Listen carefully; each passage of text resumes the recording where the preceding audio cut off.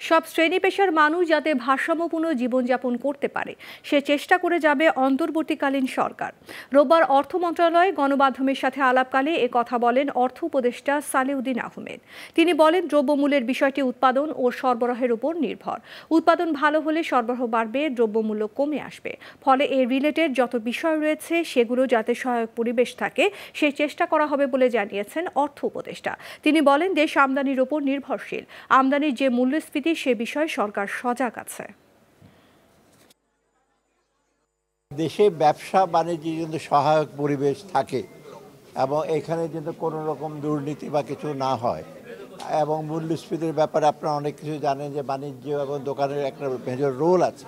অর্থাৎ এইগুলি যেন দূরীভূত হয় এবং সাধারণ মানুষের সমস্যাগুলো শুধু খাদ্যদ্রব্য না, অন্য অন্য জিনিসগুলো যেগুলো বাণিজ্যের সাথে রিলেটেড, এগুলো আমরা চেষ্টা করবো যত শীঘ্র সম্ভব এগুলি সমাধান করতে।